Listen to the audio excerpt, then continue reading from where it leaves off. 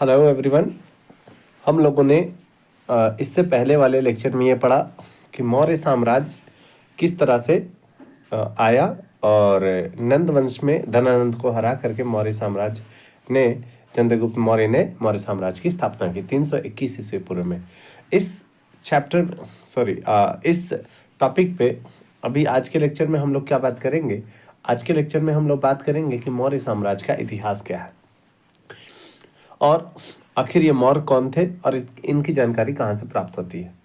तो मौर्य साम्राज्य का इतिहास क्या है, मौर्य कौन थे और इनकी जानकारी कहाँ से प्राप्त होती है, इन सब चीज़ों के बारे में आज के लेक्चर में हम लोग बात करेंगे। ठीक है, तो बात करेंगे हम लोग मौर्य इतिहास के बारे में। मौर्य इतिहास का स्रोत कहाँ से मिलता है। ठीक है, तो मौर्य इतिहास की जानकारी के लिए अलग अलग सोर्स है हमारे पास। इनमें जैसे संस्कृत भाषा में, पाली भाषा में और प्राकृत भाषा में लिखी गई अलग अलग ग्रंथ है। इसके अलावा विदेशी यात्री जो भारत में आए उनके भी कुछ विवरण हैं और कुछ पुरातात्विक साक्ष्य जो है उससे भी हमें जानकारी मिलती है। अब हम जो एक ग्रंथ के बारे में बात करने वाले हैं उसका नाम है विष्णु पुराण। ये पुराणों में विष्णु पुराण जो संस्कृत भाषा में लिखी गई थी, इससे हमें मौर्य के इतिहास की जानकारी मिलती है। इसके अलावा बौद्ध ग्रंथ जो है वो पाली भाषा में लिखी गई थी और बौद्ध ग्रंथ में 4 ग्रंथ हम देखेंगे, महावंश, दीपवंश, दिव्यावदान और अशोकावदान। ये 4 ग्रंथ जो बौद्ध ग्रंथ है जो पाली भाषा में लिखी गई थी। यहाँ से सवाल आपसे पूछी जा सकती है कि किन पुराण से मौर्य साम्राज्य के इतिहास की जानकारी मिलती है, तो आंसर हो जाएगा विष्णु पुराण। बौद्ध ग्रंथ, कौन से बौद्ध ग्रंथ से मौर्य साम्राज्य के इतिहास की जानकारी मिलती है, तो वो हो जाएगा महावंश, दीपवंश, दिव्यावदान और अशोकावदान। ठीक है, तो दिव्यावदान और अशोकावदान। और प्राकृत में एक और ग्रंथ थी जो प्राकृत भाषा में लिखी गई थी, वो थी जैन ग्रंथ। हमने बौद्ध ग्रंथ बताए 4 और जैन ग्रंथ जिसका नाम है परिशिष्ट पर्व। इन सब ग्रंथों से मौर्य साम्राज्य के बारे में जानकारी मिलती है और ये पता चलता है कि मौर्य एक समय में राजा हुआ करता था और शासक हुआ करता था। संस्कृत में एक विशाखा दत्त की लिखी हुई रचना है, विशाखा दत्त की रचना जिसका नाम है मुद्रा राक्षस। मुद्रा राक्षस क्या है, तो मुद्रा राक्षस नाटक है। ठीक है, तो संस्कृत में विशाखा दत्त की लिखी हुई मुद्रा राक्षस नाटक भी मौर्य के इतिहास के लिए बहुत ज्यादा इंपॉर्टेंट है। ठीक है, लेकिन अगर सबसे ज्यादा बेहतरीन, सबसे ज्यादा जरूरी, सबसे ज्यादा महत्वपूर्ण अगर वो कोई पुस्तक है, कोई ग्रंथ है, तो वो है अर्थशास्त्र। और अर्थशास्त्र किसके द्वारा लिखी गई है, वो है कौटिल्य और मेगास्थनीज की इंडिका। तो कौटिल्य ने अर्थशास्त्र में मौर्य साम्राज्य के इतिहास को बताया है और मेगास्थनीज ने इंडिका में। तो कौटिल्य का अर्थशास्त्र और मेगास्थनीज की इंडिका, ये क्वेश्चन पूछा जा चुका है कि अर्थशास्त्र किसकी रचना है, कौटिल्य की, और इंडिका किसकी है, तो मेगास्थनीज की। आइए अब आगे बात करते हैं। हमारे लिए हमने अभी बताया कि साहित्यिक स्रोत में सबसे अधिक महत्वपूर्ण वो कौन सी है, कौटिल्य का अर्थशास्त्र और मेगास्थनीज की इंडिका। तो आइए कौटिल्य का अर्थशास्त्र और मेगास्थनीज का इंडिका में सबसे पहले हम लोग जानेंगे अर्थशास्त्र के बारे में, कौटिल्य का अर्थशास्त्र। ठीक है, उसको देखते हैं। तो अर्थशास्त्र हमने बताया मौर्य वंश के लिए अर्थशास्त्र बहुत ज्यादा महत्व रखता है और सबसे अधिक महत्वपूर्ण है। क्यों अर्थशास्त्र? क्योंकि चंद्रगुप्त मौर्य के प्रशासन के बारे में इसमें जानकारी दी गई है। सबसे पहली बार इस ग्रंथ के बारे में कब पता चला, ये पता चला 1909 में। ठीक है, अगर बात किया जाए कि अर्थशास्त्र में अधिकरण, यानी कि इस ग्रंथ का 15 अधिकरण में और 180 प्रकरणों में बांटा गया है। 15 अधिकरण में और 180 प्रकरण में बांटा गया है। अर्थशास्त्र जो है वो राजनीति शास्त्र पर पहली भारतीय पुस्तक है। किस शास्त्र पर? राजनीति शास्त्र पर पहली भारतीय पुस्तक है। और ऐसा माना जाता है कि अर्थशास्त्र की रचना किसी और ने नहीं बल्कि चंद्रगुप्त मौर्य के महामंत्री जिनका नाम था चाणक्य, चाणक्य को ही हम लोग कौटिल्य के नाम से भी जानते हैं, इन्होंने की थी। ठीक है, तो अर्थशास्त्र की रचना किसने की? अर्थशास्त्र की रचना चाणक्य या कौटिल्य ने की थी। अर्थशास्त्र को कितने अधिकरण कितने प्रकरण में बांटा गया है? अर्थशास्त्र को 15 अधिकरण और 180 प्रकरण में बांटा गया है। ठीक है, अब क्या मौर्यों के इतिहास के लिए यह जरूरी है? आंसर है, मौर्यों के इतिहास के लिए, ये इतिहास के अध्ययन के लिए ग्रंथ उपयोगी उतना नहीं है, लेकिन प्रशासनिक, तत्कालीन प्रशासनिक और आर्थिक समाज के अध्ययन के लिए ठीक ठाक है ना। राजनीति शास्त्र की ये पहली पुस्तक है। अर्थशास्त्र है तो इकोनॉमिक्स की पुस्तक नहीं है, बल्कि ये राजनीति शास्त्र की पहली पुस्तक है। इसकी रचना कब हुई? इसकी रचना हुई थी मौर्य काल में। तो मौर्य के समय में जाहिर सी बात है, अभी हमने बताया कि चाणक्य मौर्य, चंद्रगुप्त मौर्य के मंत्री थे, तो उन्हीं के समय में ये शुरुआत हुई। ठीक है ना। अब आगे बात करेंगे हम लोग, उसका नाम है इंडिका। आइए इंडिका की बात करते हैं।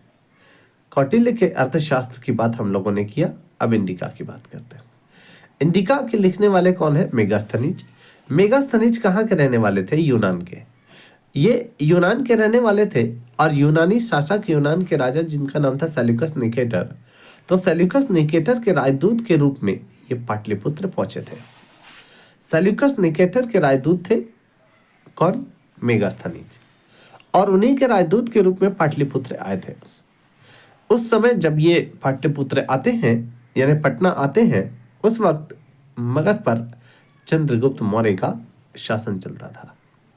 मेगास्थनीज काफी वर्षों तक पाटलिपुत्र में रहते हैं और वही उसी समय, रहते समय में जो भी उन्होंने अपनी आंखों से देखा, उसका वर्णन उन्होंने अपनी पुस्तक में की। क्या नाम है पुस्तक का? इंडिका में। तो अपनी आंखों देखा विवरण उन्होंने इंडिका में प्रस्तुत किया है। इसके अलावा मेगास्थनीज की पुस्तक अभी मूल रूप से तो उपलब्ध नहीं है, लेकिन यूनानी विवरण में इनके बारे में जानकारी जरूर मिलती है। कहा जाता है इस ग्रंथ से पाटलिपुत्र के नगर प्रशासन, मौर्यों की सैन्य व्यवस्था कैसी थी, सैनिक कैसे थे, इन सब चीजों पर प्रकाश डाला जा सकता है। और अगर बात करते हैं कौटिल्य के अर्थशास्त्र और मेगास्थनीज के इंडिका, इसमें कुछ कुछ समानता भी पाई जाती है। तो मौर्य साम्राज्य के इतिहास को समझने के लिए हमने कौटिल्य का अर्थशास्त्र बताया, हमने मेगास्थनीज की इंडिका बताया, हमने मुद्रा राक्षस बताया, तो ये सारे हैं। अब पुरातात्विक स्रोत के अंतर्गत में कौन कौन से साक्ष्य हैं? देखिए, पुरातात्विक साक्ष्य जो है उसमें हमें आहत सिक्के प्राप्त हुए हैं। आहत सिक्के को कहा जाता है पंचमार्क कॉइन। आहत सिक्के जो मौर्य काल के समय के हमें मिले हैं, जो चांदी और तांबा के बने हुए थे, और यह मौर्यकालीन अर्थव्यवस्था, मौर्यकालीन इतिहास के बारे में जानकारी देते हैं, है ना। इसके अलावा इस समय में एक खास प्रकार के मिट्टी के बर्तन बनाए जाते थे, जिसका नाम था उत्तरी ओपदार काला मृदभांड, नॉर्दर्न ब्लैक पॉलिश्ड वेयर कहा जाता है। मौर्य काल के जो स्थल है, वहां से बड़ी संख्या में उत्खनन हुए हैं। कुम्हरार के उत्खनन से, कुम्हरार कहाँ है? पटना में है। कुम्हरार के उत्खनन से पता चलता है कि वो लोग घर बनाने के लिए लकड़ी और पत्थर, इसके अलावा पकाई गई ईंटों का भी कहीं कहीं इस्तेमाल किया जाता था। घर बनाने के लिए लकड़ी, पत्थर तथा पकाई गई ईंटों का इस्तेमाल किया जाता था। मौर्य काल की बारे में बात करें तो मौर्य काल में पत्थर पर पॉलिश करने की कला विकसित हो चुकी थी। अशोक के बारे में बात करें, अशोक के समय का जो पत्थर पे या स्तंभ बनाना, ये मौर्यकालीन कला का एक खास नमूना है। अशोक के समय में पत्थर पर स्तंभ बनाए जाते थे। ठीक है।